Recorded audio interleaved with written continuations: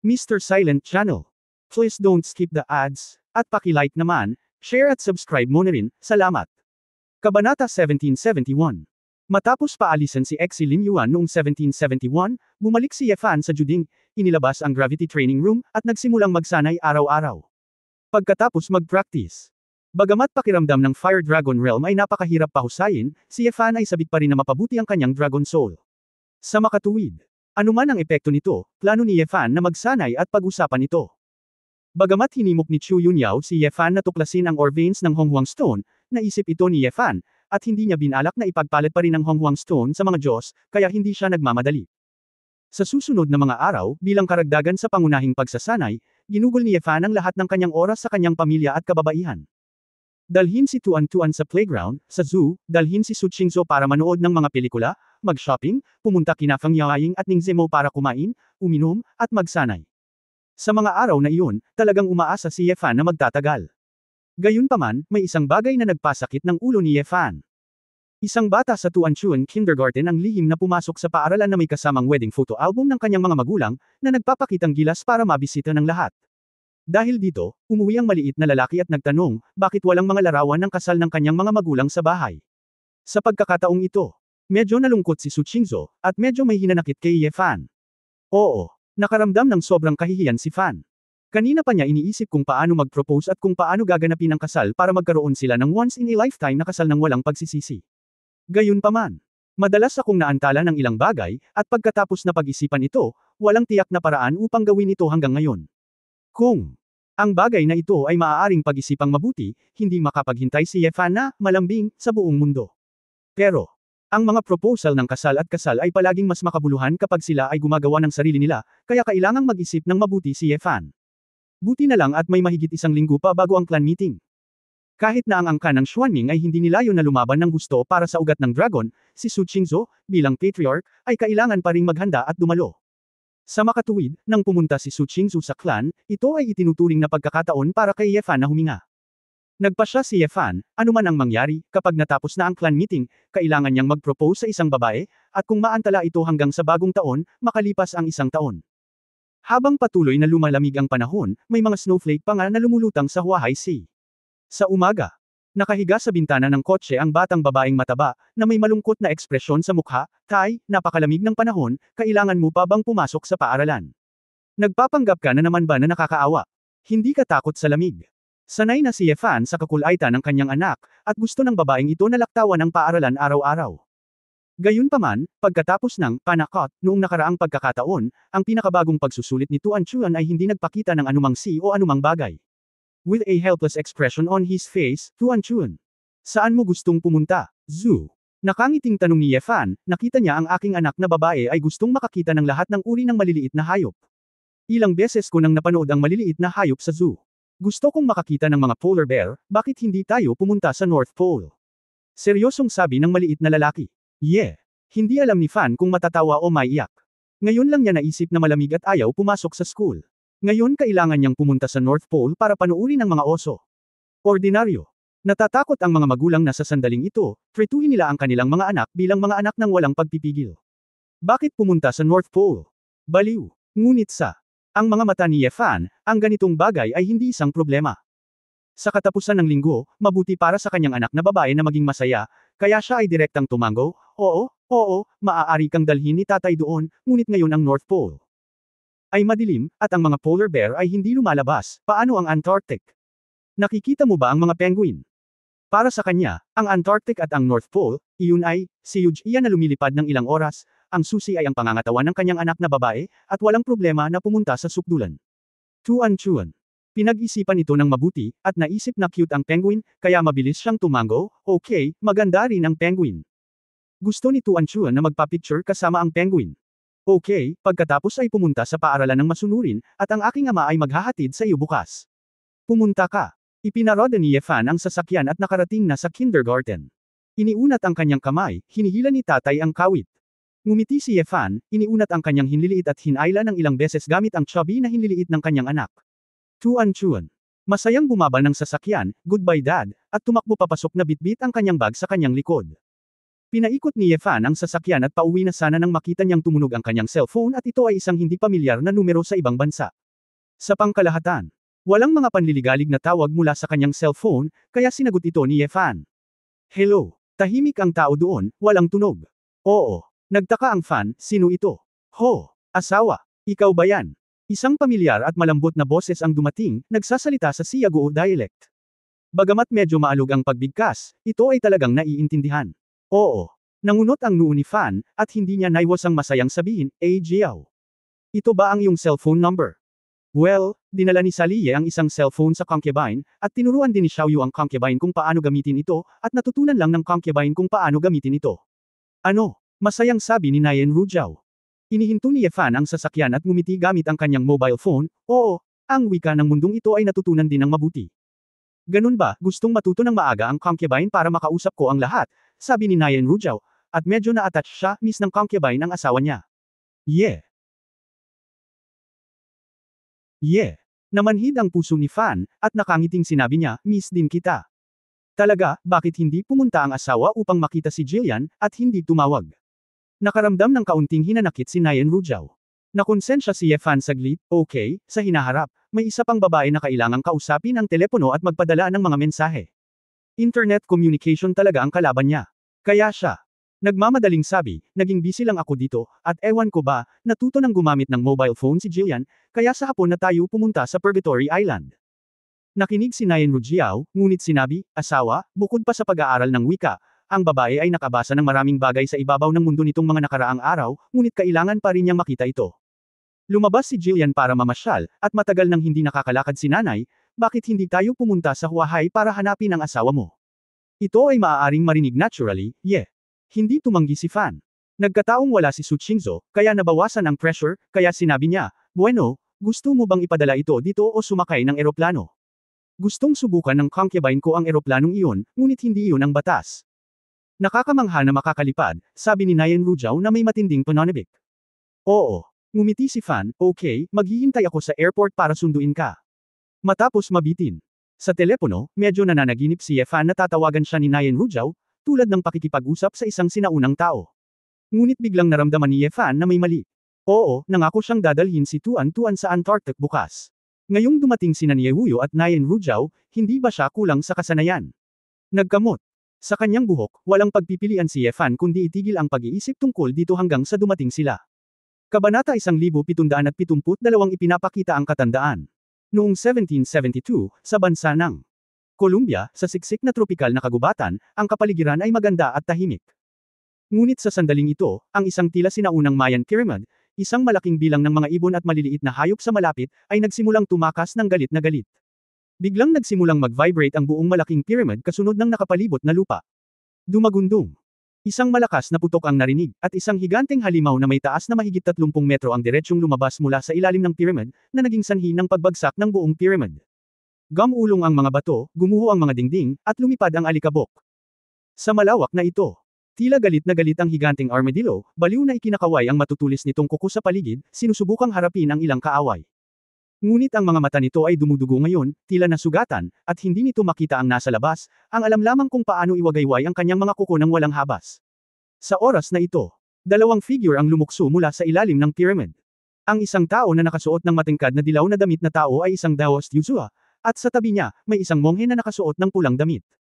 Sa sandaling ang dalawa, Kuya Yuzuo, saan ang lugar na ito?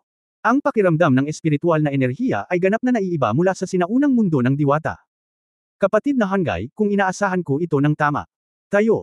Natatakot akong umabot na tayo sa lupa, puno ng intensidad ang mga mata ni Yuzuo.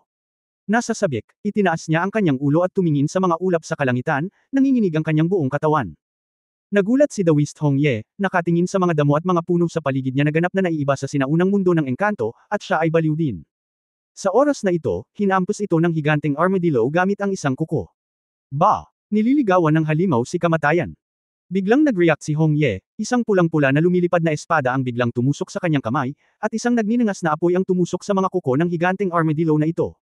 Napasigaw sa sakit ang armadillo, nagmamadaling umalis, at tumakbo sa isang direksyon ng rainforest. Hong!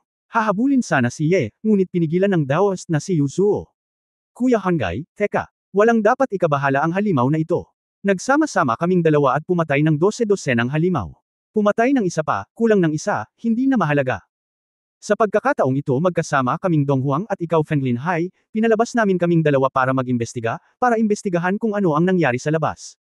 Ngayon, hindi bababa sa makatitiyak tayo na walang gaanong panganib sa paglabas, at ang madilim na kaharian ay hindi kinakailangang nakamamatay. Gayunpaman, kailangan pa rin namin ang pagpapanatiling mababang profile at pagiging maingat, pagtatago sa kinaroroonan, at pagsisiyasat ng higit pang impormasyon ng mabuti ang susi. Ang paghabol at pagpatay sa isang halimaw ay malamang na magbubunyag ng kinaroroonan naming dalawa. Nang marinig ito ni Hong Ye, mahusay na sabi ni Kuya Yuzua. Nagmamadali ako para sa kapatid ko. Well, saan tayo pupunta ngayon? Halimaw na hayop, para lang ma-divert natin ang atensyon natin, pwede na tayong umalis sa opposite direction. Sabi ng Daos na si Yuzuo, kumuha ng 2 jade anteng-anteng, at sinabi, Brother Hong Ye, ito ang Kilok Talisman, na nagtatago ng aura ng cultivation. Magdala ka ng isa, hindi lang natin kailangang makipag-ugnayan sa sekta anumang oras, kundi iligtas din natin ang sarili nating buhay. Paulit-ulit na tumanggaw si Hong Ye, nag-iisip pa rin si Brother Yuzuo, hindi nakakagulat na hiniling sa akin ni Patriarch Chilian na pakinggan ang iyong mga opinyon. Hehe, seryoso si Brother Hong Ye, takot lang sa kamatayan ang nakababatang kapatid. Nakangiting sabi ni Yuzuo. Haha, natatakot akong mamatay para sa kapatid ko. Kung tutuusin, ayon sa mga sabi-sabi, maraming makapangyarihang tao sa langit. Nagmamadaling isinaaktibo ni Hong Ye ang Chilokang Talisman upang pigilan ang kanyang paglilinang. Mabilis na umalis ang dalawa sa kabilang direksyon, hindi man lang nangangahas na lumipad, diretsyong ginamit nila ang paraan ng pag-usad sa lupa, ngunit ang bilis ay napakabilis, at nawala sila sa isang iglap. At, kalahating minuto lang bago umalis ang dalawa, lumipad sa pinangyarihan ang 2 elder ng Escape Alliance na nakasuot ng itim na damit at gininto ang maskara. Yung dalawa, elder. Nakarating na kami sa pinangyarihan, at may mga bakas ng mga higanteng hayop sa eksena. Natatakot ako na ang mutant monster ang Sum-Iris sa pyramid. Pupunta tayo at haharapin ang mutant monster ngayon. Mahusay na elder, mangyaring magpadala ng isang tao na pumunta at alagaan ang pyramid. Ayusin natin ang pyramid. Huahay. Pagkalipas ng 3:00 ng hapon, sa International Arrival Hall ng airport. Bagamat dumating si Nayan Rujao at ang iba pa sakay ng private jet, hindi naiiba ang lugar na kanilang nilabasan. Si Yefan ay humikab at dumating ng 20 minuto ng maaga, at medyo naiinip sa paghihintay. Buti na lang. Sa wakas nandito na ang mga tao. Sa labasan. Si Nayan Rujao ay nakasuot ng light pink na sweater jacket na may puting pattern na long sleeves at isang pares ng light blue jeans. Para siyang bulaklak ng kolehiyo sa malamig na tahanan. Ngunit si Shilanyo ay nakasuot ng puting hooded jacket, gray na sweater, at itim na maikling palda. Mas bata pa siya, naglalakad kasama si Nayan Rujao, parang magkapatid. Nakatitig sa kanila ang isang grupo ng mga tao, anuman ang kasarian, na nagtataka kung ito ay isang malaking bituin mula sa kung saan. Anak. Si Niewuyo, na nakasuot ng itim na leather jacket at slim jeans, ay kumaway kay Yefan na may ngiti mula sa malayo. Hindi. Si Wuyo ay may itim na buhok na nakasabit ng tuwid sa kanyang baywang, nakasuot ng malalaking bilog na hikaw, at isang sexing pulang lip gloss. Itinatampok ng damit ang kanyang matangkad na figure, at hindi niya masabi na nasa 50s na siya, at 30 pa lang siya. Kaliwat kanan ang mga mature urban na babae. Si Yefan ay lubos na namangha nang makita niya ang 3 damit ng mga babae, ngunit nang marinig niya ang sigaw ni Niewuyo, nakaramdam siya ng kakaiba. Oo nga, may 20 o 30 dumadaan sa pinangyarihan, lahat ay nakatingin dito ng kakaiba. Kasama si Yefan. Totoo, napakatanda na ng anak ng dilag na ito. Naiintindihan mo na ba ang medical cosmetology ngayon, ang mayayamang tao ay nakakakuha ng milyon-milyong iniksyon sa isang taon. Siguro dahil tumatanda na ang anak niya. Oo. Hindi napigilan ni Fan ang mapaiyak at matawa nang marinig ang mga talakayang ito. Umakyat siya at sinabing, Nay, hindi na kailangang sumigaw ng napakalakas, hindi naman sa hindi kita naririnig. Nalaman din ni Niewuyo na tila medyo napahiya si Yefan, ngunit nakita rin niya na medyo kawili-wili ito, hindi ba ang aking ina ay medyo mas bata? Matagal na ang nakalipas mula nung ako ay bumalik sa lungsod para mamasyal, at sa pagkakataong ito ay nagbihis ako para makipaglaro sa aking mga manugang. Pababa, oo. Nakita talaga ni Fan si Niewuyo na naglagay ng lipstick sa unang pagkakataon, at nakangiting sinabi, okay, basta masaya ka. Sinasabi na, umakyat si Yefan at niyakap si Nayan Rujao, nakatingin sa nakangiting babae, Jiao, ano ang pakiramdam na nasa eroplano? Kinagat ni Rujiao ang kanyang mga labi at ngumiti. Natigilan sandali si Yefan, nagpalit din ng pangalan. Dahil sinabi ni Xiaoyo na kung tatawagan mo ang iyong asawa at babae sa ibabaw, lahat ay magiging kakaiba, sabi ni Nayan Rujao. Shilanyu sa gilid. Si Yefan ay, nagalit, nang makita niya ang babaeng ito, at umakyat upang hawakan ang kanyang malambot na mukha gamit ang isang kamay. Kanina pa kita niya yakap. Buti na lang hindi kita sinaktan. Bakit ang laki ng bibig mo? Bakit ba ang dami mong kausap kay Ate Sue? Kabanata 1773 Enjoy. 1773. Oops. Ang sakit. Pagmamakaawa ni Shilanyo, ako. Simple lang ako. Alam ko na kung ano ang sasabihin. Akala ni Yefan na multo ka sa pagiging simple mo, pero hindi. Nag-aatubili na hampasin ng sobrang lakas, niluwagan niya ang kanyang mukha at sinabing, sa susunod na magsalita ka ng marami, hindi na kita aalagaan. Sinabi ni Shilanyo ang, na agrabyado, ngunit tila may kaunting pagmamayabang sa kanyang mga mata. Gaya ng mahuhulaan mo, malamang na nagdusa si Yefan. Kinakabahang tanong ni Nayan Rujao, asawa, hindi ba nandito ang aking nakatatandang kapatid na babae? Ate. Natigilan si Yefan, at bigla niyang napagtanto na si Su Qingzoin ang tinutukoy niya. Ang kamalayan ni Nayan Rujao, ang malaking silid ay, kapatid na babae, na hindi mali, ngunit. Sa edad, ang dalawa ay halos 10 beses na magkaiba. Yefan kinilig. Nang maisip niya kung ano ang magiging reaksyon ni Su Qingzo kapag narinig niyang tinawag siya ni Nayan Rujao na, kapatid. Jiao, dapat mo siyang tawaging Qingzo, medyo. Kakaibang tawagin ang kanyang kapatid, payo ni Yefan. Ngumisi si Lanyo ng, hihi, sa tabi niya, habang si Nayan Rujao ay medyo nalilito, ngunit tumanggo siya ng masunurin. Nakabalik na si Qingzo sa angkan ng Xuanming, at gaganapin ang clan meeting sa loob ng ilang araw, sabi ni Yefan. Clan. Ngumisi si Niewuyo, nakakatawa, ang daming malalaking bagay na nangyayari sa mundo, pinaglalaban pa nila itong Dragon Vein Nest, biro ang clan meeting na ito, kung inaaway sila ng anak ko, bakit sila mag-aaway? Ang pisikal at mental na pagdurusa ni Niewuyo sa nakalipas na kalahati ng kanyang buhay ay halos lahat ay nauugnay sa angkan, kaya natural siyang nanunuya sa clan convention. Oo. Nagkibit balikat si Fan, samahan na natin sila, hindi ako interesadong makipag-deal sa kanila, anyway, huwag mo lang pakialaman ang mga minahan. 9. Sinabi ni Rujao sa masalimuot na mga mata, hindi ko inaasahan na ang mga angkan ay talagang magpapatuloy hanggang ngayon. Sa sinaunang daigdig ng mga engkanto, ang mga angkan ay halos bawal, at hindi sila pinapayagang banggitin. Ang duke pala ay isang inapo ng Shenlong clan. Mabuti na lang at hindi ito napansin ng mga ninuno ng mahabang buhay, kung hindi ay tiyak na maghahinala sila. Bakit, hindi ba pinapayagang banggitin ng sinaunang mundo ng engkanto ang angkan? Bakit? Ngumiti ng pilit, nanay. Iginagalang ng sinaunang immortal na daigdig ng mga espiritu ang Nine Heavens Emperor at iba pang dakilang kapangyarihan ng mga maluwag na magsasaka, ngunit medyo masungit sila sa angkan. Marahil dahil ang sinaunang immortal na daigdig ng mga espiritu ay binubuo lahat ng mga maluwag na magsasaka at mortal. Sa prangka, ibig sabihin inferiority. Nararamdaman nila na minsan na silang pinamunuan ng angkan mula sa itaas, kaya natural na wala silang magandang damdamin para sa angkan. Ngumiti si Yefan at nagsabi, hindi mahalaga, anuman ang iniisip nila, daan-daang libong taon. Bakit hindi mo inaasahan na magbabago ang isip nila? Bakit tayo nakatayo sa airport at nag-uusap, palagi akong pinagmamasdan ng mga tao, Kuya Yefan, ilayo mo kami. Hinikayat ni Shilanyo si Ye. Nagpout si Fan, sigurado ka bang nakatingin ito sa iyo? Hindi mo ba nakita si Jiao? Kung ganoon, gusto mo bang pinapanood si Ate Jillian? Tanong pabalik ni Shilanyo. Oo. Hindi agad mapabulaanan ng Fan, at sinabing, go to the garahe. Sa pagkakataong ito, sadyang nagmaneho si Yefan ng Lexus 570 para sa kaginhawaan ng pagsundo ng mga tao. Pagkatapos magmaneho palabas ng parking lot, nagmaneho siya papunta sa lungsod at binasa si Rujiao na nakatingin sa mundo sa labas ng bintana ng may labis na interes. Bagamat nakita at naunawaan na niya ang mga bagay na ito ng makabagong sibilisasyon mula sa sistema ng kompyuter na ibinigay sa kanya ni Chu Yunyao, iba pa rin ang kanyang pakiramdam kapag siya ay talagang nasa loob nito. Nakakamangha, pakiramdam ko may mga nagsasaka kahit saan. Kahit na sila ay napakahina, sila ay namumuhay ng maayos sa mga mortal.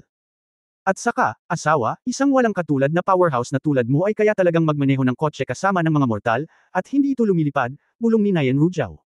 Nilingon ni Yefan ang babae sa likurang upuan, ito ang mundo sa ibabaw, at ang pinakamalaking pagkakaiba sa sinaunang daigdig ng engkanto.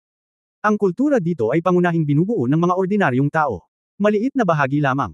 Higit pa rito, sa totoo lang, ang mga mortal ay maaari na ngayong lumikha ng ilang mga super na kamamatay na sandata tulad ng mga sandatang nuclear, na sapat na upang sirain ang mundo, at tayong mga magsasaka ay hindi maaaring masyadong lumayo. Kahit nasa pangangatawan ni Yefan, naramdaman niyang imposible iyon. Maaari itong makatiis sa nakamamatay na kapangyarihan ng mga sandatang nuclear. Bukod dito, kapag nailunsad na ang anumang bansa na may mga sandatang nuclear, malaki ang posibilidad na ang lahat ng mga bansa sa mundo ay maglulunsad nito ng sama-sama. Sa oras na iyon, walang tao. Ano ang kahulugan ng kanyang buhay? Narinig ni Nayan Rujao ang mga sandatang nuclear, sa tatlong salita, kumunot ang noo niya at sinabing, nakaka-curious ako, bakit pinapayagan ng mga practitioner sa mundong ito ang mga mortal na lumikha ng ganoon kalakas na armas? Sa sinaunang mundo ng mga engkanto, kapag ang mga mortal ay gumawa ng anumang bagay na nagbabanta sa mga practitioner, madali silang patayin ng mga practitioner. Maraming dahilan, halimbawa, ang pag-asa sa buhay ng mga practitioner sa mundong ibabaw ay mas mababa kaysa sa sinaunang mundo ng mga engkanto. Monghe. Ang lakas ng mga magsasaka ay hindi partikular na malakas, at ang bilang ay hindi sapat, at ang pangunahing grupo ay mga ordinaryong tao. Kaakibat ng paglitaw ng mga maiinit na sandata at rebolusyong industrial, ang mga pamamaraan ng paglilinang ng sinaunang martial arts ay hindi gaanong pinahahalagahan ng bansa. Sa kabuuan, ito ang pagkakaiba sa pagitan ng dalawang kultura ng mundo. Tungkol naman sa pagpayag sa mga magsasaka na Year-Okon ang mga ordinaryong tao sa kalooban. Siyempre, maaaring dahil din sa walang partikular na salungatan ng interes, at walang masyadong pressure sa kaligtasan. Ang mga monghe sa sinaunang mundo ng engkanto ay mahigpit sa mga mortal, pangunahin dahil sa mga mapagkukunan ng paglilinang. Tanong. Kung ang isa pang tao ay naglilinang, pagkatapos ay magkakaroon ng mas kaunting mga mapagkukunan upang maghanap ng mahabang buhay. Natural, ang mga mortal ay hindi papayag ang lumaki ng basta-basta. Ang mga tao sa sinaunang daigdig ng engkanto ay may napakalakas na pagkahumaling sa paghahanap ng mahabang buhay. Sabi ni Ye Fan. Nain. Maingat na tumanggaw si Rujao at sinabing, gusto rin ni Ajiao ang kultura sa ibabaw. Bakit? Dahil mas makulay ang mundo dito. Nakangiting tanong ni Ye Fan. Seryosong sabi ni Nayan Rujao, hindi, iniisip ko lang na ang dahilan kung bakit tao ang tao, hindi ibang nilalang, dapat mayroong isang espesyal. Ang hangarin ng mga tao ay hindi dapat para lamang mabuhay, mabuhay ng matagal, dapat mayroong isang bagay na mas makabuluhan at karapat dapat ituloy. Tulad ng magagandang damdamin, magagandang alaala. Loko ate, akala mo nga, pero ang ibang tao wag lang. Gusto mong baguhin ang isip ng mga taong iyon sa sinaunang immortal na mundo ng mga espiritu at maging pala kaibigan sa mga ordinaryong tao, napakahirap iyan, sabi ni Shi Lanyo sa tabi. Tulala na nakatingin sa labas ng bintana ng sasakyan. Huwag mong banggitin itong mabigat na paksa, sabi ko, Ye Fan. Saan mo kami dadalhin, hindi pa ba tayo nakarating sa bago mong bahay? Tanong ni Niewuyo. Oo. Tinuro ni Fan ang harapan, hindi ba ito madismiss sa school? Pumunta lang ako para sunduin ang bata. Seeing her, hindi ko alam kung tumaba na ako. Napangiti ng umaasang si Niewuyo. Oo. Hindi nakaimik si Fan, iniisip na kung ang batang babaeng ito ay medyo mataba, hindi siya dapat pilitin ni Su Qingzhou na pumasok. Tama na, kahit na ano. Kahit gaano pa kabata ang hitsura ni Niewuyo, ang kanyang mentalidad ay katulad ng sa kanyang lola. Kahit anong tingin niya sa apo, hindi niya iisipin na mataba siya. Inaasahan din ito ni Nayan Rujao, asawa, tuwan-tsuhan kayo ni ate. Anak ni Qingzhou, tama ba? Oo, ang pinagmulan ng babaeng ito ay medyo komplikado. Babalik ako at sasabihin sa iyo ng detalyado. Sa kasalukuyan, masasabi ko lang iyon mula sa medikal na pananaw. Alam ko, sabi ni Nayan Rujao, nagpaliwanag sa akin si Xiaoyu, sinabi na posibleng dinala siya ng hinaharap na Qingzhou dito. Simple lang. Ngumiti si Ye Fan at tumingin muli kay Shi Lanyo. Masigla talaga ang babaeng ito. Tinatayang sa Purgatory Island, araw-araw siyang makikipag-chat kapag nakilala niya ang lahat. Kapag siya. Pagdating sa paradahan ng kindergarten, sinabi ni Ye Fan, ako na ang susando sa bata, maaari mo itong iwan sa kotse. Hindi, kailangan ko ring pumunta, hindi ko pa sinusundo ang apo ko sa paaralan, agad na sabi ni Niewuyo, tinanggal ang kanyang seatbelt. Oo. Gustong maranasan ng Fan kung ano ang pakiramdam ng pagsundo ng bata, kaya bakit hindi ka nalang tumayo at maghintay. Ngunit sumunod din ito sa paraan ni Niewuyo. Sa Kajilian, Xiaoyu, huwag ka nang bumaba, sobrang daming tao, sobrang kakaiba. Pangunahing ayaw ni Ye Fan at tinititigan ang mga babae sa lahat ng uri ng pagkakataon. Bagamat gusto ring lumabas ni Nayan Rujao at Shi Lanyo, walang choice ang lalaki kundi ang maupo. Pagkababa ng sasakyan, dinala ni Ye Fan si Niewuyo para maghintay doon. Magkagayunman, ang hitsura ni Niewuyo ay talagang kapansin-pansin, at maraming mga magulang ng mga bata ang hindi maiwasang manatiling nakatitig. Pagkatapos ng paaralan, ang mga bata ay sunod-sunod na lumabas, at isang maliit na batang babae na tumatakbo sa harap ng espesyal ay partikular na kapansin-pansin. Para siyang tatakas mula sa kulungan na ito, mabilis siyang tumakbo, nanginginig ang laman ng kanyang munting mukha, at hindi na siya makapaghintay na lumipad palabas. Tuan-tuan. Masayang kumaway si Niewuyo nang makita ang kanyang apo. Kapag ang maliit, tumangala ang matabang babae, nakita niya si Niewuyo, at napasigaw siya. Sweetly lahat sila nakatitig kay Niewuyo, halos lahat sila napaisip, sinong bata ito? Kay nanay, lola pala. Ang mga sulok ng mga mata ni Niewuyo ay nagpapakita ng pahiwatig ng pagmamalaki, medyo masaya. Oo. Biglang napagtanto ni Fan na hindi katakataka na ang kanyang sariling ina ay kailangang lumabas upang kunin ang kanyang apo. Sarap na sarap pala siya sa bigay na bamantong hininga sa mga batang mata niya. Kabanata 1774 na oo naman. 1774. Tumakbo ng napakabilis si Tuan Chuan, at tumalon sa mga bisig ni Niewuyo sa sandaling tumalon siya. Hinawakan ni Niewuyo ang kanyang apo sa magkabilang kamay, puno ng pagmamahal at saya ang kanyang mga mata. Tuan-tuan, namimiss mo ba si Lola? Oo, namimiss ko pa rin ang masarap na pagkain ni Lola. Umaasang sabi ni Tuan Chuan. Hinalikan ni Niewuyo ang mapanghamong pisngi ng kanyang apo, Little Greedy Cat. Nang makita ng mga tao sa paligid na sila talaga ay lola at apo, hindi nila maiwasang mapabuntong hininga at mamangha sa hitsura ni Niewuyo. Ang ilang mga ina ay nagpasya pa na kailangan nilang gumastos ng maraming pera sa pagpapanatili. Hindi naman sila kasing bata ng lola nila, paano sila makakakilala ng mga tao? Hinubad ni Yefan ang schoolbag ng kanyang anak at sinabing, okay, uwi na tayo. Pagsakay nila sa sasakyan, nakita nila sina Shilanyo at Nayen Rujao. Alam ito ni Shilanyo, ngunit sa pagtingin kay Nayen Rujao, ang batang babae ay medyo nalilito. Sister Xiaoyo, sino itong magandang nakatatandang kapatid na babae? Ngumiti si Shilanyo at sinabing, munting kaibigang Ye Tuanchuan, napakatamis ng iyong bibig, kaya tawagin mo akong magandang ate kapag nakita mo ito ay nakatatandang kapatid na si Jillian. Medyo natarante si Nayen Rujao at nahihiyang sinabi, ako. Hindi ba ako ang mas matandang henerasyon? Okay lang, tawagan mo ang kapatid mo para maging bata pa, walang pakialam na sabi ni Shilanyo. Hindi na kinaya ni Niewuyo. Okay lang na tawagin ang kapatid niyang si Shilanyo. Ang tunay na edad ni Nayen Rujao ay higit sa 100 taon na mas matanda kaysa sa kanya, kaya't ang pagtawag sa kanyang kapatid ay magiging mapangahas. Tuan-tuan, maaari mo siyang hilingin na basahin tiya. Tila naintindihan ni Tuan Chuan ang isang bagay, tumingin kay Yefan na nagmamaneho, pagkatapos ay tumingin kay Nayen Rujao, at tumawag sa isang gatas na boses, hello, Auntie Nayen. Sanay na siya. Anyway, madalas niyang nakikita si tita or something. Napatingin si Nayen Rujao sa maliit na batang babae na mukhang manikang porselana, sa pag-aakalang anak ito ng kanyang kataypan, nagustuhan niya ito lalo na, puno ng pagmamahal ang kanyang magagandang mata. Tuan Chuan, ang galing mo, kinurot ni Nayen Ro ang mataba na palad ng maliit na mataba, medyo nagustuhan ito. Tradisyonal siyang babae, kaya para sa kanya, basta anak ito ni Yefan, kahit sinong babae ang ipanganak, ituturing niya itong sariling anak. Sa pag-iisip ng unang pagkikita, dapat niyang bigyan ng regalo ang bata, kinuha ni Nayen Rujao ang isang jade bracelet mula sa kanyang storage bag. Tuan Chuan, ito ay isang maliit na regalo mula sa iyong tiyahin. Nang makita ng maliit na lalaki ang jade bracelet, lumiwanag ang kanyang mga mata, dahil iba ang jade na ito, at tila may hindi mabilang na maliliit na asul na liwanag na mga spot na dumadaloy dito, na para bang mayroong hindi mabilang na mga bituin sa isang asul na dagat. Sina Yefan, Niewuyo, at Shilanyo ay natigilan saglit. Nadama nila na ito ay hindi isang ordinaryong bagay na jade, ngunit isang magic na sandata na may espiritual na enerhiya. Matapos kunin ni Tuan Chuan ang Pulse Eris, pinagpag niya ito at nakitang gumagalaw ang maliit na lugar ng liwanag. Nagulat siya, ang maliit na bituin ay gagalaw. Ngumiti si Nayen Rujao at sinabing, ito ay tinatawag na Hanhai Starlight Bracelet, at ito ay nanay ni Auntie. Na ibinigay sa aking tiyahin matagal na ang nakalipas, at ngayon ay ibinigay ito ng aking tiyahin kay Tuan Chuan. Napakaganda, ngunit ang mga kamay ni Tuan Chuan ay napakaliit. Ang maliit na chubby na babae ay labis na nagsisisi. Bagamat mataba na ang kanyang mga kamay ay medyo manipis pa rin ito. Umiling si Nayen Rujao, isuot mo at tingnan mo. Sinubukan ni Tuan Chuan na ilagay ang Pulse Eris sa kanyang kaliwang kamay, at biglang, sa isang kisap mata, ang Pulse Eris ay lumiit sa tamang sukat para sa kanya. Nagtatakang tiningnan ni Tuan Chuan ang Pulse Eris, muling hinubad, at nakitang lumaki muli ang Pulse Eris, at nang maisuot ay lumiit muli. Nakakamangha. Gusto ko ito. Salamat, Auntie Nayen. Para siyang nakatuklas ng bagong kontinente, halos tuwang-tuwa siyang lumabas ng sasakyan, niyakap si Nayen Rujao at hinalikan sa mukha. Medyo nahihilo si Nayen Rujao sa magiliw na pag-uugali ng maliit na lalaki. Pagkagising niya ay masayang ngumiti siya nang makita ang masayang bata. Jiao, ang bracelet na ito ay hindi mababa ang kalidad.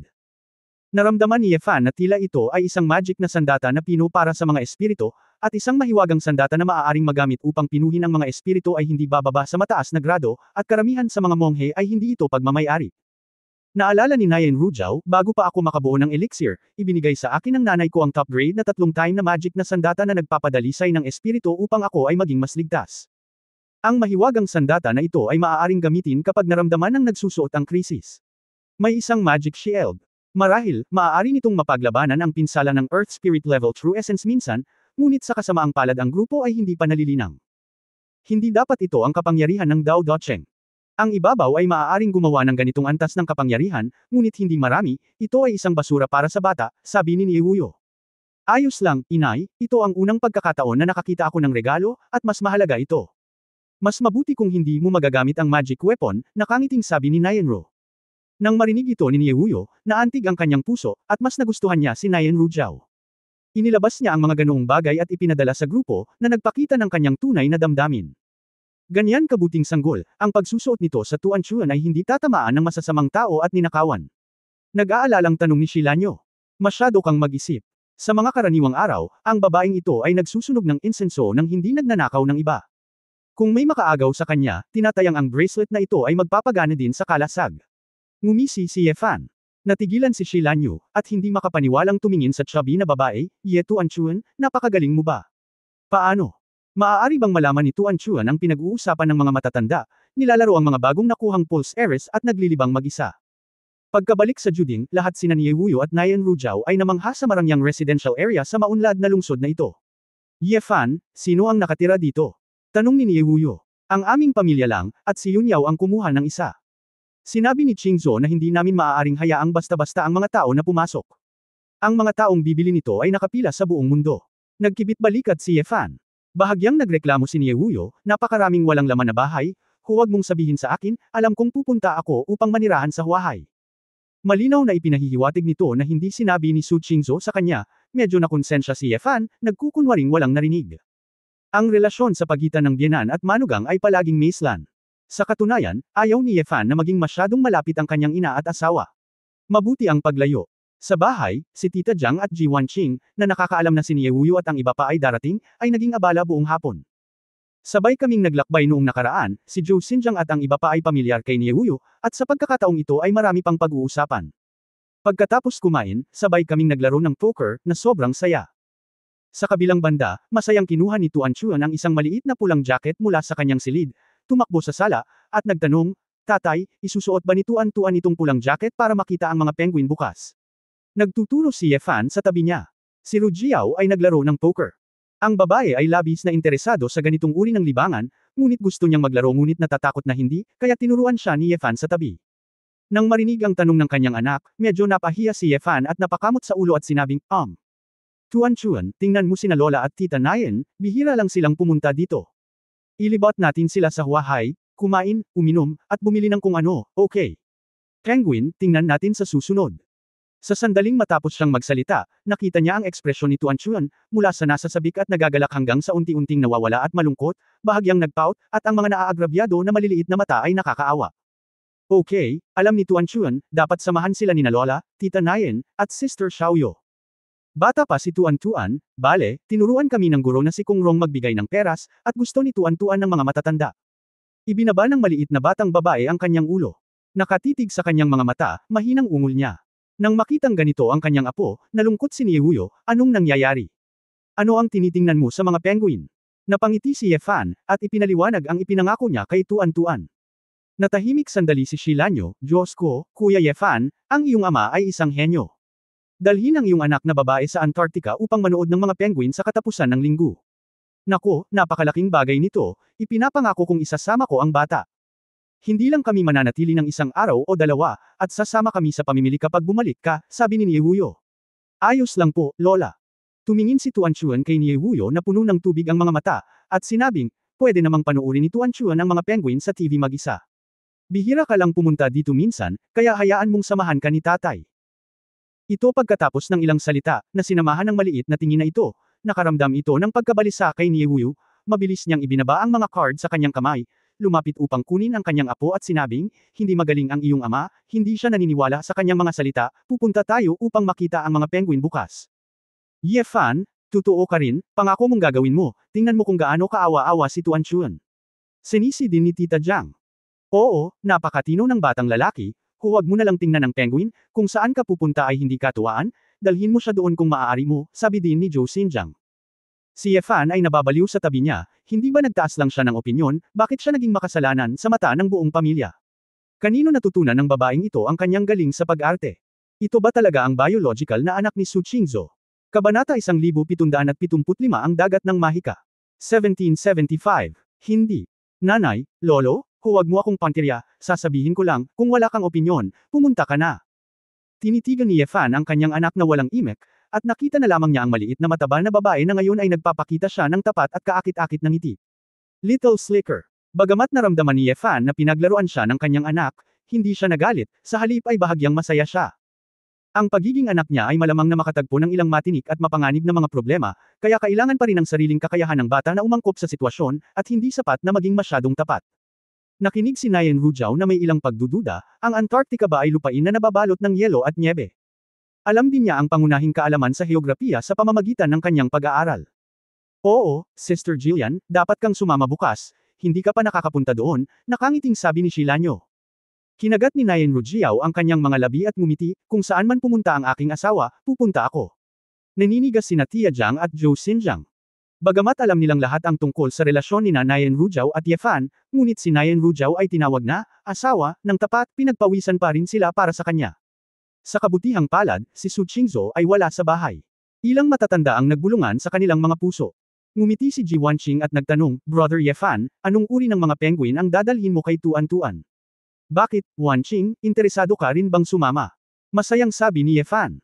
Hindi, natatakot ako sa lamig, curious lang ako, may ilang uri ng penguin sa Antarctica, tumawa si Ji Wanqing.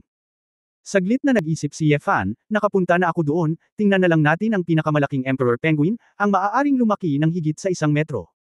Hinawakan niya ang ulo ni Tuan-Chuan, at naramdaman niya na ang emperor penguin ay halos kapareho ng taas ng kanyang anak, kaya masarap na tumayo at kumuha ng litrato ng magkasama. Oo, ang mga emperor penguin ay tila umiiral malapit sa Ross Bay, kung saan ang bangka ay maaaring maabot. Nakita ko ito sa internet, at ang tanawin ay maganda, sabi ni Ji Wanqing. Wow, Wanqing, alam mo pa ba ito? Bulalas ni Shilanyo. Nahihiyang yumuko si Ji Wanqing, ako. Hindi ako makalabas kanina, kaya tumingin na lang ako sa mundo sa internet at natuto ng kaunti.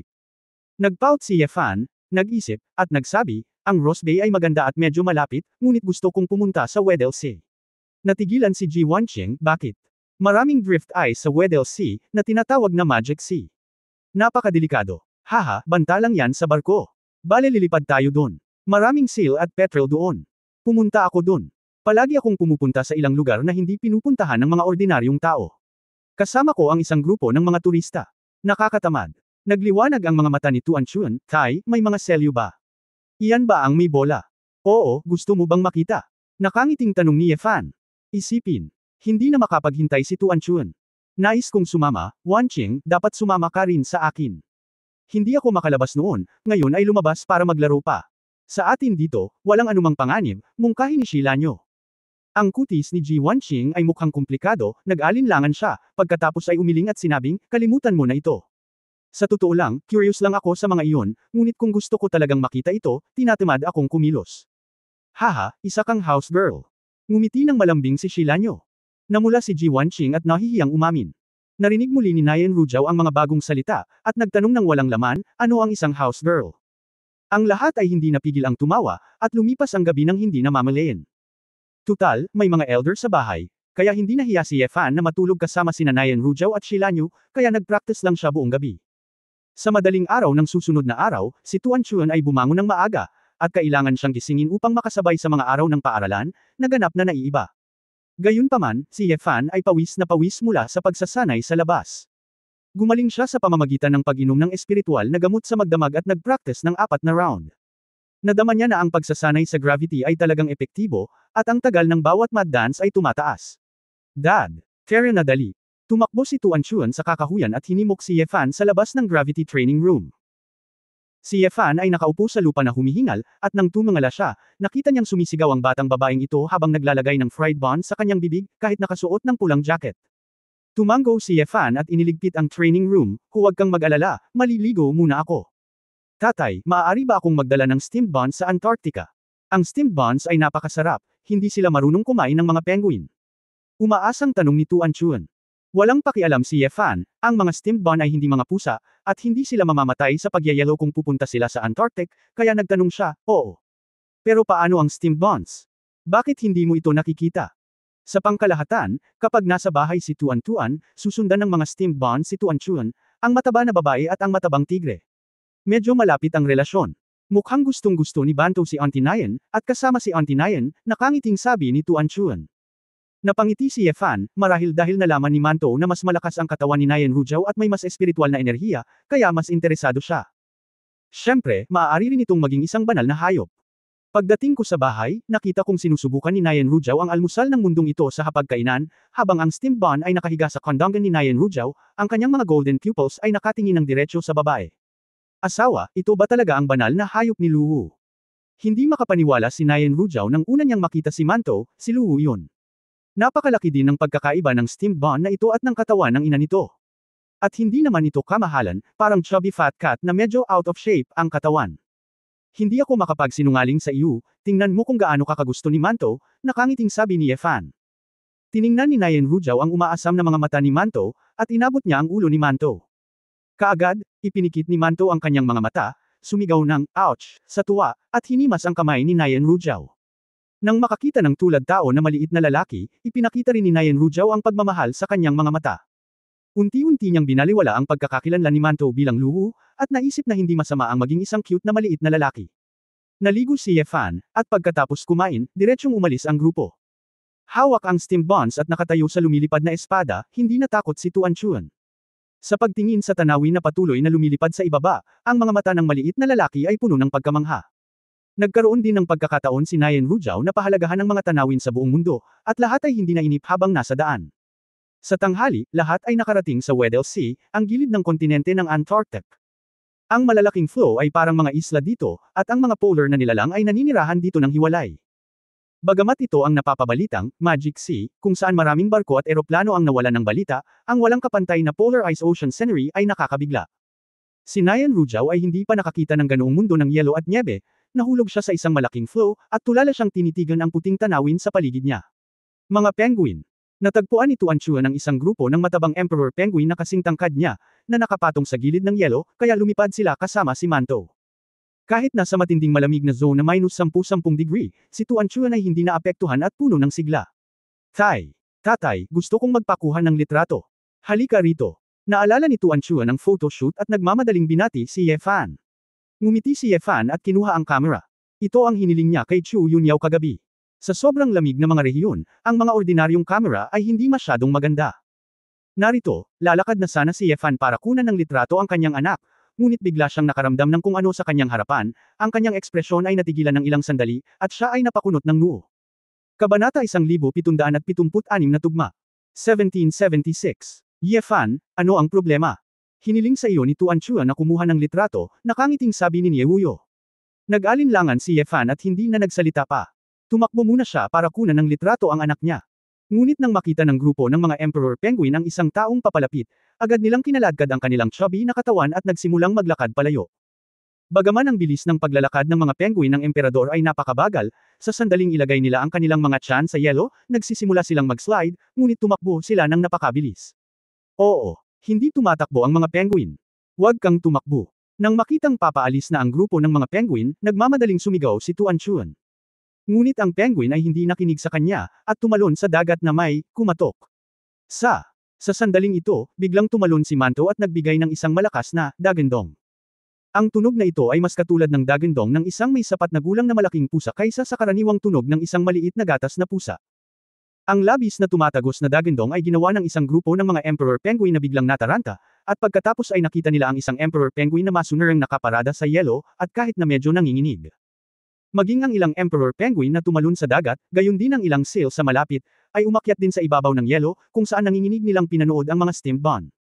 Medyo nagulat ang lahat sa pagkakataong ito, at hindi inaasahan ni Efan na, bata, ang steamed bun na ito, at may ganitong kasanayan. Parang ganun. Pinahihintulutan pa rin ng lahi ni Luwo ang steamed buns na hadlangan ang mga ordinaryong hayop, na ginagawa silang likas na pagkamangha at takot. Nagningning ang malalaking mata ni Tuan Chuan, at masayang niyakap niya si Manto. Kahanga-hanga ka. Buong pagmamalaking itinaas ni Manto ang kanyang maliit na ulo, na parabang ipinapahayag na ito ay wala. Ngayon, ang Emperor Penguin ay masunurin, at napakadaling tumakbo sa paligid. Ang maliit na lalaki ay nakasuot ng pula, nakatayo sa grupo ng mga penguin ng Emperador, halos kapareho ng taas ng mga pinakamalaking penguin sa mundo, niyakap dito, hinawakan doon, at pagkatapos ay biglang tumalikod at sinabi kay Efan, Tatay, mabaho ang mga penguin. Napangiti si Efan, kumakain ng seafood araw-araw, wala ka bang lasa? Lumapit siya at kinuha na ng litrato ang anak niya. Dinala rin ni Niewuyo at Shilanyo si Nayan Rujao para kumuha ng litrato. Karamihan sa mga babae Nayan. Marunong ding kumuha ng litrato si Rujao. Sinubukan niya ito sa kanyang mobile phone at sa tingin niya ay talagang kamangha-mangha ang teknolohiya sa ibabaw.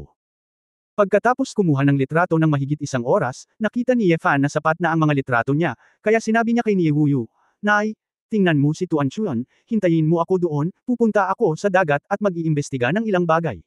Niewuyu. Akala ni Yefan ay aalis na, ngunit nang marinig niya ito, kakaiba ang sinabi niya, "Ang dagat. Ano ang iniimbestigahan mo?" "Hindi ko alam. Pero, karating ko lang dito, at naramdaman kong may kakaiba sa lugar na ito sa dagat." Pagbabago ng enerhiya, sabi ni Yefan. Talaga. Kumunot ang noo ni Niewuyo, bakit hindi ko ito napansin? Sumingit si Nayen Rujiao, asawa, naramdaman ko rin. Akala ko ito ang orihinal na lugar na ito, may kakaiba ba talaga? Oo. Tumanggaw si Fan, hindi ko alam kung ano ito sa ngayon, hindi ito aura, ngunit mayroong ilang mga wave ng enerhiya, na tiyak na hindi isang normal na phenomenon. Nang siniye. Narinig ito ni Nawuyo at Shilanyo, na pagtanto nila na maaaring sanhi ito ng kanilang kakulangan sa paglilinang, at ang kanilang pangunawa ay hindi sapat na malakas. Hindi ba sinabi ni Wanqing na ito ang Devil Sea? Baka may nakakatakot sa ilalim ng dagat. Bulong ni Shilanyo na may konsensya. Iniunat ni Yefan ang kanyang daliri at pinitik ang kanyang noo, huwag mong isipin ang gulo na ito, maghintay ka lang. Pagkatapos magpaliwanag. Hawak ang isang espada sa isang kamay, mabilis siyang nagdive gamit ang swordsmanship. Ang yelo. Nang makita ang malaking bagay sa kanyang harapan, hindi maiwasan ni Yefan na mapatingin sa kawalan. Para itong kuta na bakal na tahimik sa malalim na sahig ng dagat, sa hugis ng kabilugan ng buwan, mahigit 50 metro ang taas at mahigit 300 metro ang lapad. Ang buong katawan ay kulay pilak na kulay abo, natatakpan ng lahat ng uri ng malabong berdeng liwanag na mga spot, at ang malabong berdeng mga linya ay dadaloy. Ang mga pagbabago-bago ng enerhiya na nararamdaman ko ay ipinadala ng bagay na ito, at ito ay dapat na isang uri ng pile ng enerhiya sa loob nito. Ang sasakyang pangkalawakan ng etheric.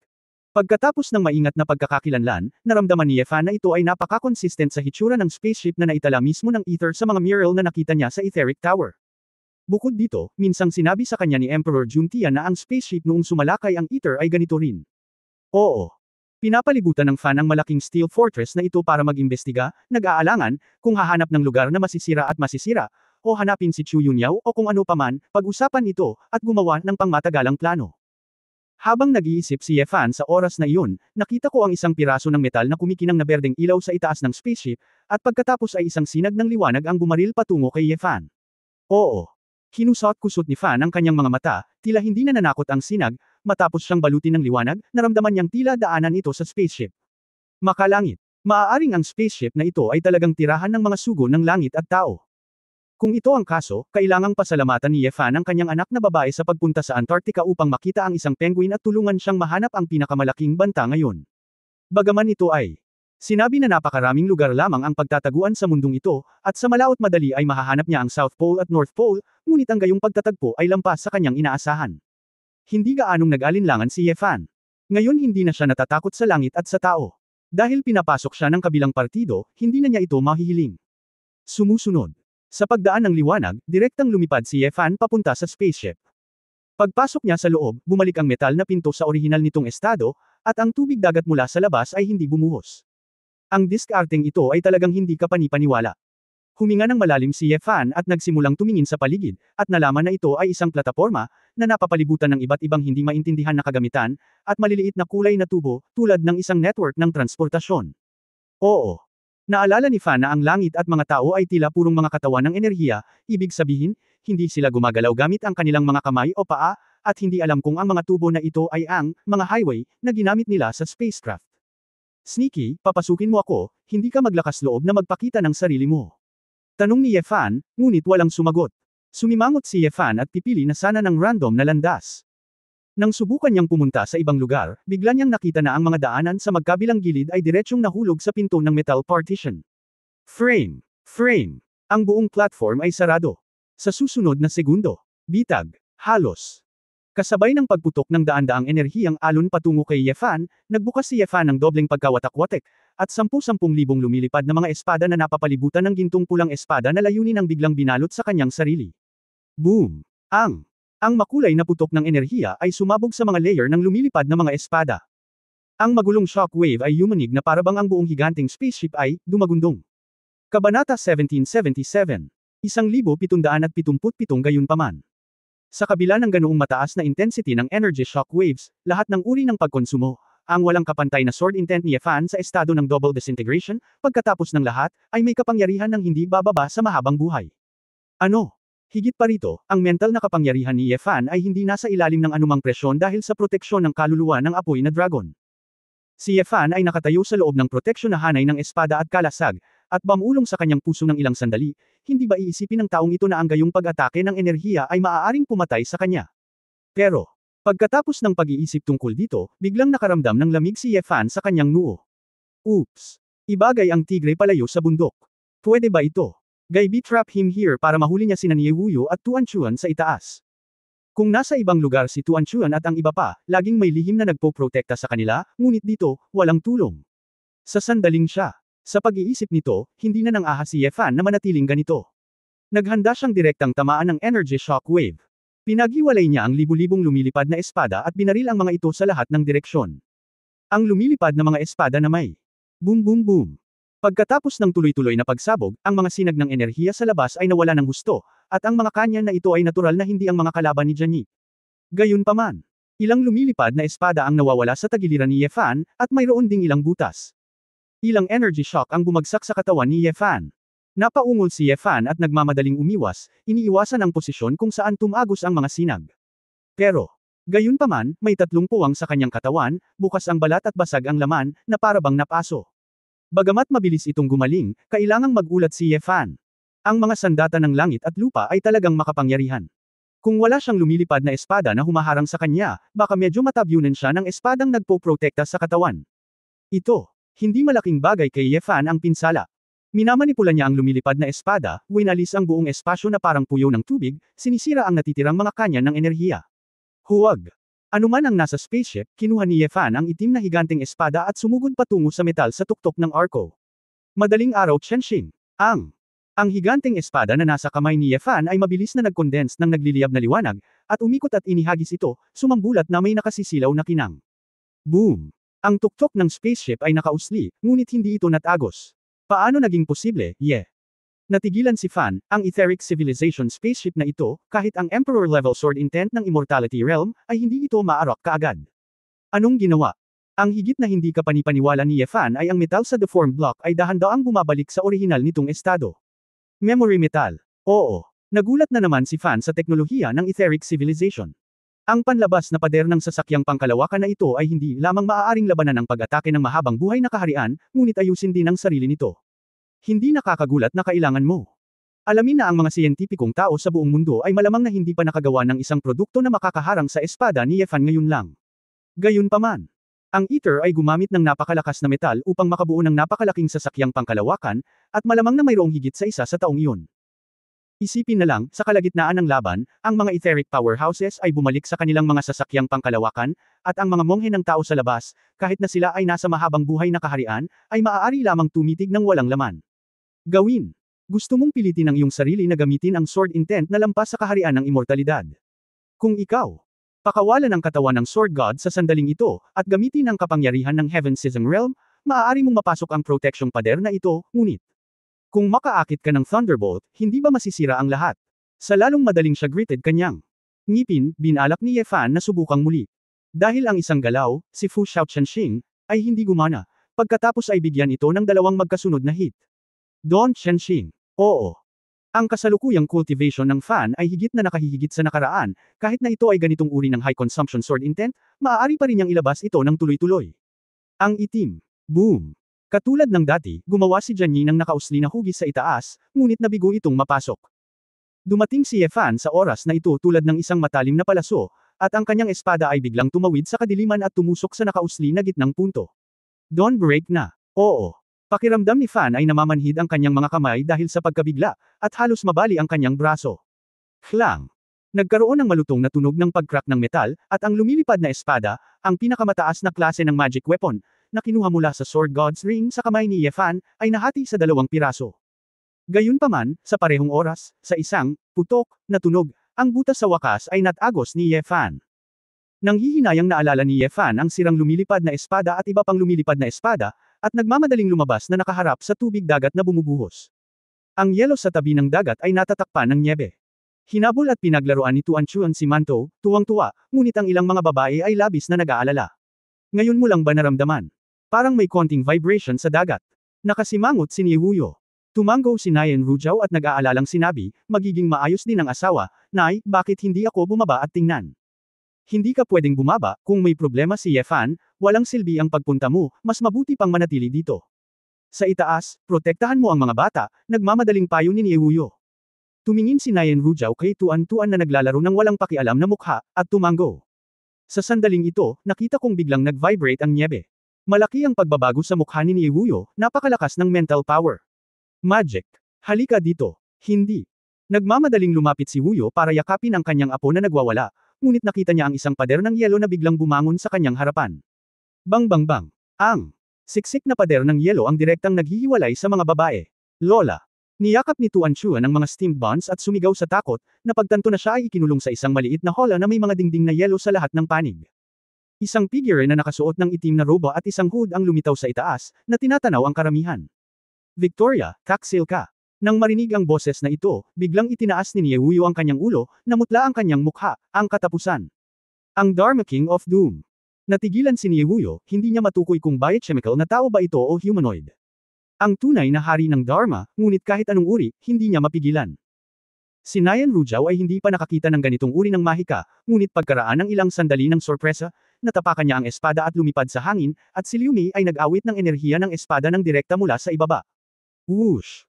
Isang malabo na espadang chi mula sa Cold Light Gate, tulad ng isang dark blue horse training, ay diretso sa harapan ng Dharma King.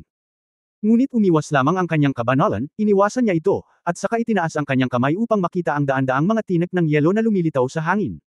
Sunod-sunod, ang mga tinek ng yelo ay sumabog kay Nayan Rujao. Nayan! Kinawayway ni Rujao ang sword energy at lumaban. Pero, bago niya matapos ang pakikitungo sa mga ice thorns na ito, ang Dharma King ay nagpakita na sa kanyang likuran. Walang cultivation base, ngunit ikaw ay walang ingat, at gusto mong manalo sa hari. Nakarinig siya ng panunuya mula sa hari, at direktang bumaril ng marahas na hangin. Ang buhawi na ito ay parang kutsilyo, na bumabalot sa buong katawan ni Nayan Rujao, na punit ito. Nabasa. Napasigaw si Rujao sa sakit, pakiramdam na ang kanyang buong katawan ay patuloy na hinihiwa ng hangin, ang mga sugat ay mabilis na tumaas, at ang dugo ay lumilipad. Kabanata 1778 segundo. 1778. Sword at Shield ng Hanguang. Nagmamadaling ginamit ni Nayan Rujao ang defensive swordsmanship sa Thousand Miles of Cold Light Art, isang kalasag ng Asher Sword Energy, binalot ang kanyang buong katawan, at sa wakas ay hindi napatay ng bug zone ng hangin.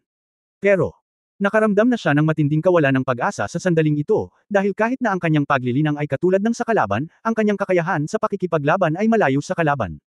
At, hindi niya naintindihan ang layunin ng espada, kung hindi, baka may pagkakataon pa siyang manalo. Wala akong oras para mag-aksaya ng oras mo sayo, kaya ililigtas ko ang buhay mo pansamantala. Malaking halaga ng dark magic power ang lumabas mula sa Dharma Kingdom, tulad ng libu-libong kadena, na direktang nagbubuklod kay Nayan Rujao sa espada at kalasag. Biglang nakaramdam si Nayan Rujao ng isang pumipintig sa kanyang isipan, at isang malaking bilang ng mga kahindek-hindek na halimaw ang lumitaw sa kanyang mga mata, at sila ay puno ng mga multo. Alam niyang mga guni-guni ito, ngunit hindi niya mabura ang mga iyon. Walang habas niyang iwinagayway ang kanyang espada, hindi makatakas. Sa oras na ito, inabot ng Doomsday Law Dynasty si Tuan-Tuan na nakulong sa dingding ng yelo, at direktang sinunggaban ng Black Magic Claw si Tuan-Tuan. Huwag mo nang isipin iyon. Alam ni Niewuyo na sasaluhin ng kabilang partido ang bola, at sa oras na ito, lumipad na siya sa hangin, gamit ang parehong dark magic, isang demonyong kuko ang direktang hamarang dito. Ngunit sa sandaling dumampi ang mga kuko ni Niewuyo sa Dharma King, agad itong nabasag. Ang braso ng Mantis ay ang kotse. Ngunit sa sandaling ito, naramdaman ng kanyang kabanalan na may mali. Pagkasara pa lang niya ng kamay niya ay umiwas agad siya. Nakita ko. Isang makamandag na tinek na napakanipis na halos hindi mahahalata, na dumaraan sa kanya. Tumalon si Lanyo sa hangin na may magaan na kasanayan sa sandaling ito, at sa isang suntok na dart na dala niya, sinubukan niyang pigilan ang Dharma King mula sa likuran gamit ang isang palasong may lason, ngunit nakita niya ito. Nang makita ang Dharma King na umiiwas, ang magandang mukha ni Shi Lanyu ay namutla sa hangin. Hindi ko alam kung mabubuhay ako o mamamatay, Lo. Ikanaway ni Wang Yi ang kanyang kamay, at isang hugis kalahating buwan na talam ng hangin ang bumasag sa hangin. Hindi mapigilan ng cultivation level ni Shi Lanyu ang pag-atake ng Dharma King, gaano man siya gumamit ng sapat na tunay na enerhiya upang labanan, siya ay malutong pa rin tulad ng papel. Sa kritikal na sandali, Sister Ajiao, Nakita ni Lanyo si Nayan Rujao na nababalot ng malamig na pawis, sa natitirang bahagi ng kanyang buhay, at malapit nang umiyak sa tuwa. Kung nahuli ng kalahating segundo si Nayan Rujao, kailangan niyang hatiin sa kalahati. Siya, nadama tulad ng dati, kung gaano kahalaga ang paglilinang. Sa isang kritikal na sandali, kapag nakatagpo siya ng isang master, hindi man lang niya maihagis ang lason. Kahit na ang talim ng hangin kahit na. Alam niyang napakababa ng success rate ng pagtakas ng ganito, wala siyang choice kundi tumakas sa halip na manatili at labanan ng hari. Makatakas ka ba? Tumikim ang kanyang kabanalan, ang kanyang figure ay naging isang itim na after-image, at agad niyang naabutan si Niewuyo. Lola, nandito na ang kontrabida. Nakita ni Tuan Chuan ang Dharma King na papalapit sa likod, at niyakap ang steamed bun sa kanyang mga bisig, ang mga luha ni Nie. Malakas ang tibok ng puso ni Wuyo, ngunit hindi niya alam kung ano ang gagawin sa mga sandaling iyon. Mamamatay ang traidor, gamit ang isang alon ng kamay ng hari, isang malabakal na hangin at harang ng nyebe na tumakas sa lahat ng direksyon, na naging imposible para kay Niewuyo na makatakas ng maayos. Isang puwersa ng espiritual na presyon ang biglang bumagsak kay Niewuyo. Gatlang M. Ang lakas ng pag-iisip ni Niewuyo ay mas malala pa kaysa sa Dharma King. Sa pagkakataong ito, sumasakit ang ulo niya, ngunit mahigpit niya itong hinawakan. Kapag ang Dharma King, pinagmasdan ni Tuan Chuan ang pag-atake ng mga kuko, at ang kanyang lola ay sumigaw sa sakit, at siya rin ay napaluha. Wow! Gitling! Sa sandaling ito, direktang bumalot sa kanilang dalawa ang isang asul na pabilog na kalasag na natatakpan ng mga puting light spot.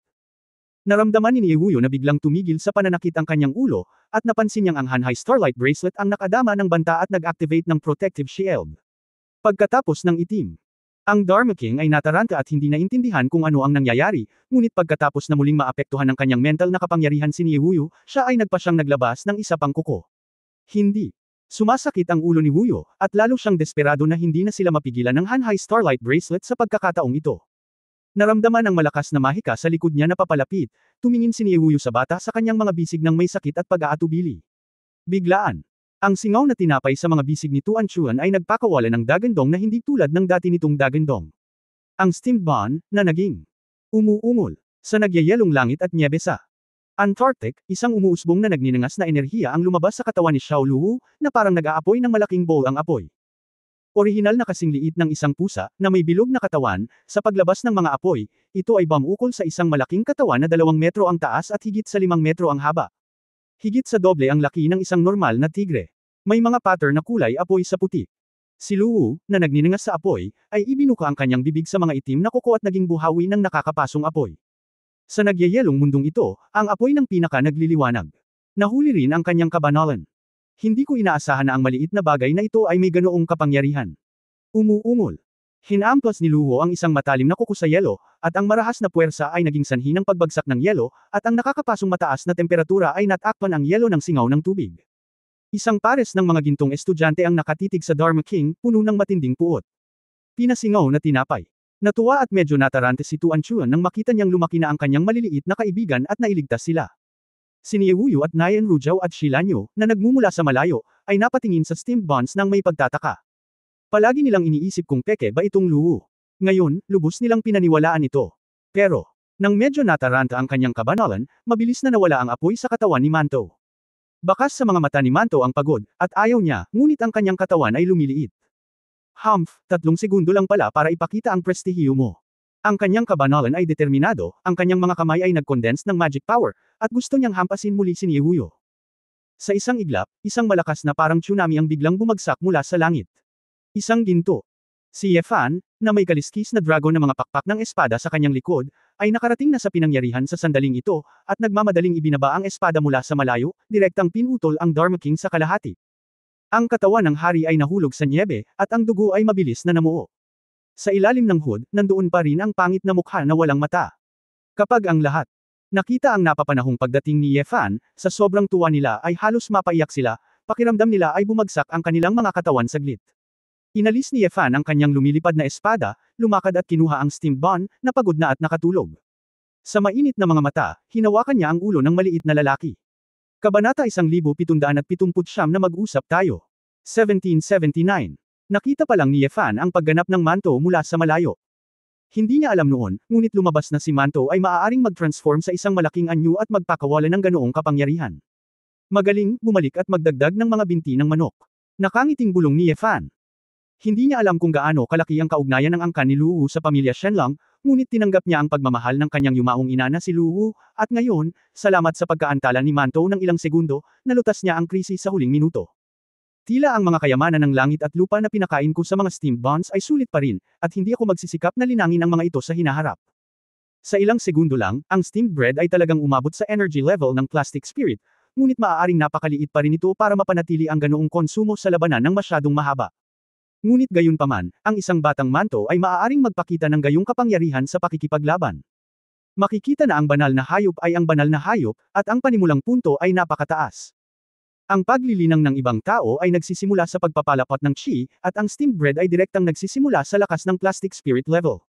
Kahit 3 segundo lang, ang lakas talaga. Ye Fan, saan ka nagpunta ngayon lang? Masyadong delikado. Kung hindi dahil sa bracelet na binigay ni Jillian para harangin ito, makikita ni Manto ang kapangyarihan niya sa tamang panahon, pero may malaking nangyari. Sinisi ni Niewuyo ang authentic. Nahiya si Ye Fan nang marinig niya ito ay isang hatik ng digmaan, ako ay pabaya, at ako ay naakit sa isang bitag nito. Ang makalangit na tao ay ang kaaway ng mataas na karunungan, paano ka madaling mahulog dito? Dapat kang maging mas maingat sa hinaharap. Sabi ni Niewuyo. Tumango si Ye Fan, tumalikod, at nakita ang maraming sugat sa katawan ni Nayen Rujao, ang nagyelo na dugo, at ang kanyang puso ay lalong sumakit. Mabilis siyang kumuha ng elixir ng Yang Shenji at ibinigay kay Nayen Rujao, Jiao, kainin mo itong elixir.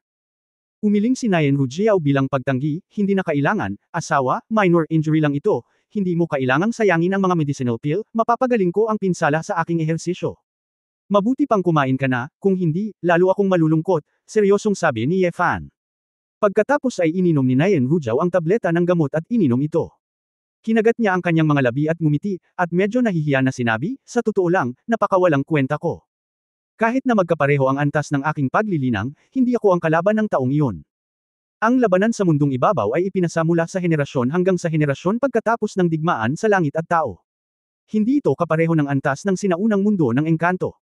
Kailangan mo pa ring umangkop at matuto, sabi ni Ye Fan. Same time na tumango si Nayen Rujao.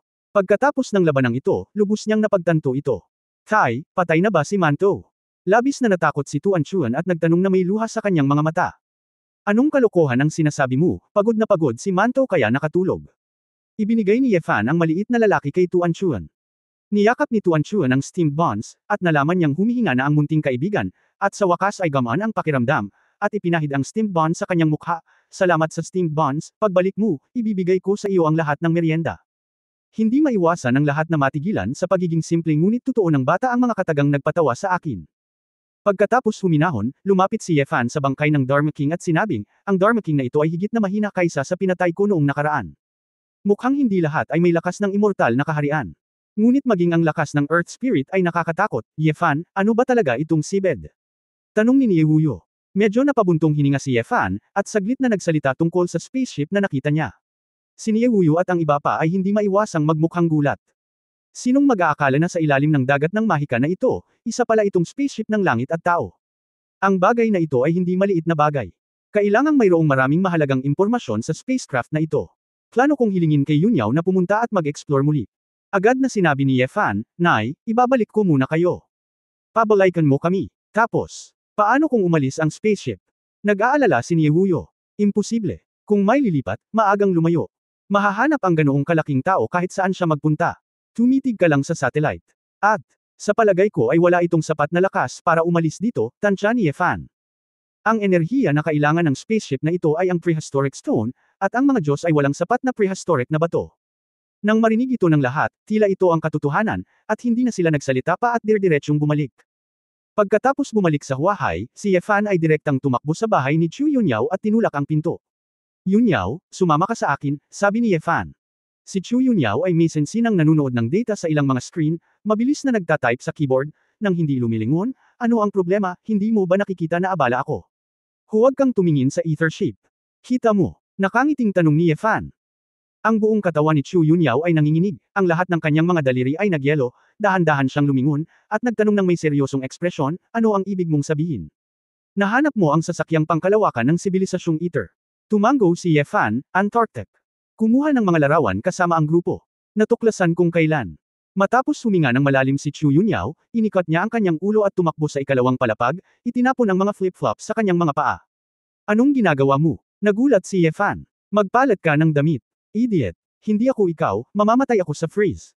Hindi napigilan ni Yefan ang matawa. Ang babaeng ito ay palaging napakahilig kapag nakakaharap niya ang mga bagay na may kaugnayan sa teknolohiya. Isang maliit na bayan sa baybayin sa Timog Amerika, umiihip ang simoy ng dagat. Ang mga bahay na puno ng graffiti, ang mga sira-sirang kalye, at ang mga sasakyang dumadaan ay mga lumang modelo rin noong nakaraang taon. Sa sandaling ito, dalawang lalaking nakasuot ng dilaw na damit at isang pulang daos na damit ang pumunta sa kalye. Pinagmasdan nila ang mga nakapalibot na bahay, mga street lamp, at maging ang mga basurahan, puno ng pagtataka. Kasabay nito, ang ilang gangster sa malapit na nagiinuman at walang ginagawa, ay nakatingin din sa dalawang lalaki na kakaiba ang suot. Isang matipunong lalaki na may kulot na buhok na may hawak na bote ng alak, lumapit sa dalawang lalaki, at nagtanong, "Hoy, taga saan ka? Nakaskirt ka ba?"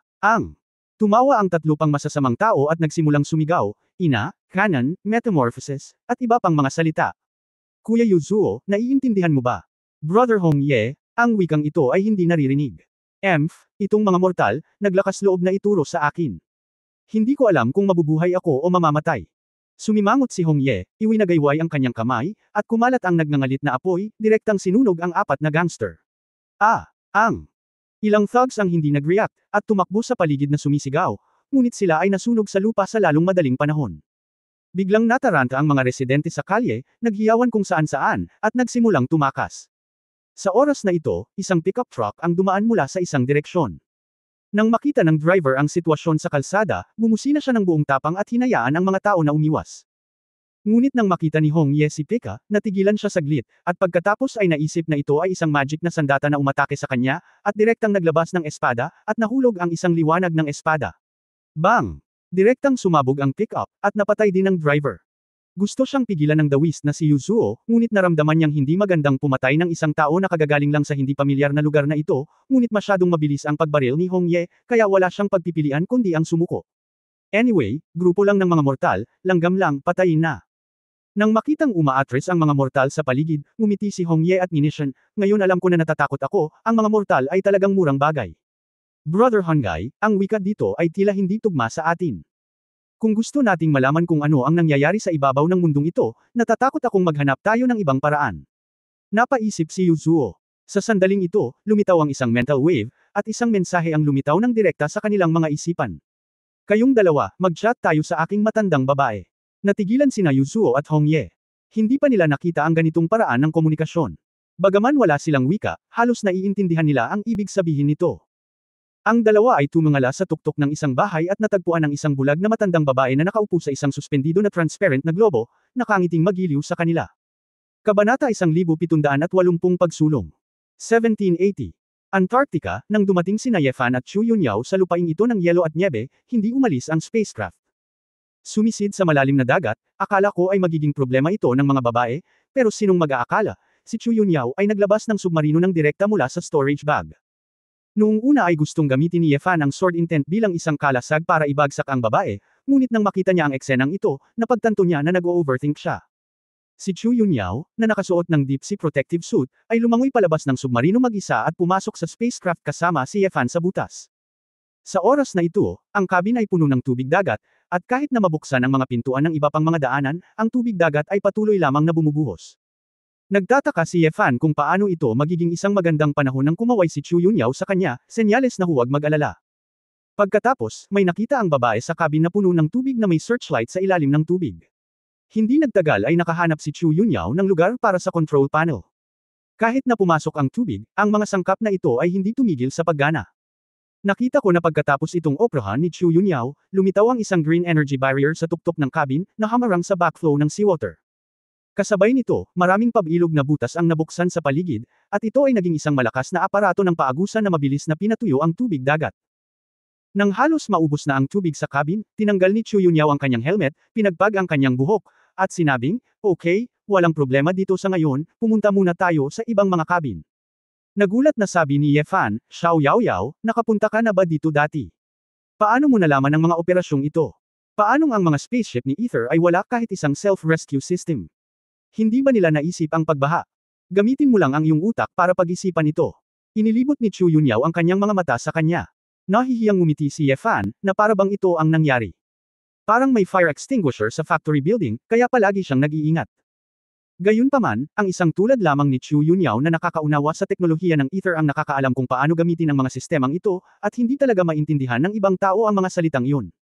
Kasama si Chu Yunyao dito, hindi kailangan ni Ye Fan na piliting buksan ang mga pinto ng mga sipi na ito, dahil maiisip ng mga babae kung paano bubuksan ang mga pintong ito. Naglakad ang dalawa sa napakalaking spaceship, tinitingnan ang iba't ibang istruktura at kagamitan sa cabin na hindi pa nila nakita. Si Ye Fan ay naliligaw, karaniwang parang tulala, at walang maraming bagay na makikilala niya sa isang sulyap. Sa kabilang banda, si Chu Yunyao ay nasa sabik tulad ng isang bata na nakahanap ng bagong laruan, na may mga pambihirang mga mata na nagniningning, patuloy na tumatakbo sa paligid, na nagpapakita ng ekspresyon ng pagkamangha. Napakaganda, ang mga disenyong ito, ang mga istrukturang ito, ay napakaganda. Patuloy na bulalas ni Chu Yunyao, puno ng mga nakalalasing na ekspresyon. Tiningnan ni Ye Fan ang berde at may kantab na mga bump na metal sa paligid niya, at bumulong sa kanyang puso, gaano kaganda ang mga bagay na ito. Speaking of which, Xiao Yaoyao, hayaan mo akong magtanong, huwag mo akong tawaging tulala, okay? Sinubukan ni Ye Fan na sabihin. Hindi. Pero pwede kang magtanong. Nagpout si Ye Fan, bakit, berde ang kulay ng barkong ito mula sa loob palabas. Tumalikod si Chu Yunyao na may kalahating nakangiting ngiti, okay lang ang tanong na ito. Maaari mong isipin ito sa direksyon ng photosynthesis, ang green energy at chlorophyll ay talagang magkapareho. Ang teknolohiya ng Ether ay nakapag-absorb at gumamit ng magaan na enerhiya ng napakahusay, na isang napapanatiling supply ng enerhiya. So, ang spaceship na ito ay palaging may enerhiya. Kaya mo bang lumipad? Tanong ni Ye Fan. Sinabi ni Chu Yunyao, makikita ko ang energy reactor. Sa palagay ko, imposibleng lumipad sa pamamagitan ng pag-asa lamang sa liwanag na enerhiya, o sa madaling salita, imposibleng mabilis na tumawid sa interstellar space. Habang nag-uusap, dumating ang dalawa sa isang malaking laboratorio. Si Ye Fan at Chu Yunyao ay natigilan sa larawang pumasok sa kanilang mga mata. Sa napakalaking transparent na biochemical cabin, mayroong katawan ng isang hari. Ito, ang Dharma King na pinatay mo. Bumalik sa katinuan si Chu Yunyao at nakakunot ang noo niyang tanong. Tumango si Ye Fan, at pagkatapos ng maingat na pangunawa, same time niyang sinabi, ito ay mga naglalakad na bangkay, hindi sila dapat ay activate o linangin. Ito ay kakaiba. Sa teorya, kahit na hindi ito aktibo, ang paggawa lamang ng isang malakas na clone ay nangangailangan ng maraming mapagkukunan. Ang Ether Envoy na iyon ay talagang nag-iwan ng napakaraming mahalagang clone dito. Ibig sabihin, maaaring tinalikuran nito ang planong i-clone ng hari ng Dharma, o, wala itong pagpipilian kundi alisin ito, kaya ako na lang ang makakalikas dito. Sinuri ni Chu Yunyao. Hindi maiwasang magtaka ni Ye Fan, at hindi niya alam kung wala ba talaga si Tianren dito, o alam niya na nandito siya at lumikas mula rito. Sa paghusga sa pag-aayos ni Tianren ng isang clone upang subukang hulihin si Tuan Chuan, ito ay dapat na ang huli, alam niya nang maaga na siya ay darating. Kung ganoon, ang kanilang kinaroroonan ay nasa ilalim pa rin ng kontrol ng langit at ng tao. Matapos maglibot ang dalawa sa laboratorio, wala silang nakitang partikular na kapakipakinabang. Matapos mahanap ang energy reactor, sa wakas ay napagpasyahan ni Chu Yunyao na kung gusto ng spacecraft na lumipad, tiyak na kakailanganin nito ng maraming prehistoric na bato. Hindi nito kayang itaboy ang sasakyang pangkalawakan, at ayaw nitong harapin ka, kaya sumuko ito dito. Tinatansya na ang ilang napakahalagang bagay ay inilipat na rin, sabi ni Chu Yunyao. Tumango si Ye Fan, may magandang balita pa rin, baka hindi ko na kailangan pang makaharap muli ang clone ng hari sa hinaharap. Lumingon si Chu Yunyao at tinanong si Ye Fan, ano ang gagawin mo sa spaceship na ito? Pinaikit ni Ye Fan ang kanyang mga mata. Ay, ano sa palagay mo? Bukod sa ibigay sa iyo, makatuwiran ba na ibigay ito sa iba? Sa halip na hayaan ang mga bansa na makipagkumpetensya para sa pagsilip, mas mahusay na itago ito para sa iyong pag-aaral. Kung ang teknolohiya dito ay kumalat sa lahat ng dako, maaaring hindi ito isang magandang bagay. Bar. Matamis na ngumiti si Chu Yunyao, humakbang paarap at niyakap ang leeg ng lalaki, at aktibong hinalikan siya, tamang-tama talaga na makasama ka. Sa pagkakataong ito binigyan mo ako ng napakagandang regalo, paano ako magpapasalamat sa iyo? Bakit hindi tayo, pumunta dito minsan sa Ether Spaceship? Diwata. Naramdaman ni Ye Fan ang tukso ng hininga ng babae, at tinanggap ang proposal ng hindi sinasadya. Si Xia Guo, Fang Wulin, ang Phoenix Clan ay lihim na nasa labas. Sa oras na ito, daan-daang mga angkan, kabilang ang mga ninuno, mga patriarka, matatanda, at iba pa. Ay lahat ay umaasa dito ng may kaba. Malapit na ang clan meeting, ang Phoenix Clan, ang ipinagmamalaking Phoenix Girl, ay malapit nang umalis sa Secret Realm. Bigla akong nakakita ng isang makulay na apoy, na tumataas sa kalangitan mula sa kailaliman ng Fengwu Forest, tulad ng sinag ng sikat ng araw, na umaabot sa langit. Kaagad, tatlong malalakas na panggigipit ang biglang kumalat, na nagpagulat sa lahat ng naruroon. Ang isa sa mga pamimilit ay partikular na makapangyarihan, na nagpapasigla sa maraming clansmen. Tinitigan ng patriarch na si Xiao Huang ang kagubatan sa kanyang harapan, nanginginig ang kanyang mga kamay, napakalakas ng pamimilit, maaaring ito ay. Nilagpasan din ni Ancestor Yusan ang mga tanikala at naabot ang kaharian ng pagkakasundo. Sa mga mata ng inaasahan ng lahat, ang mga figure ng tatlong babae ay dahan-daang lumabas mula sa loob. Si Huang Yusan, na pinamumunuan niya, ay napakabait pa rin. Kumaway siya sa mga tao at nakangiting sinabi, napakaraming tao ang naghihintay. Isang grupo ng mga tao ang bumati ng may paggalang, ngunit ang ilang mga ninuno at matatanda na may mataas na kultibasyon ay tumingin sa kanila ng may pagtataka. Sa gilid ay si Xiao Ziner, na malamig at mayabang na mukha, ay nakasuot ng pulang damit, at may mas pinoong ugali kaysa dati. Ziner, si Xiao Huang at ang iba ay hindi makapaniwala, natigilan. Natuklasan nila na ang pinakamalakas na pamimilit na ito ay talagang pinakawalan mula kay Xiao Ziner. Pagtatapos ng kabanatang ito. For more updates, click on the notification bell.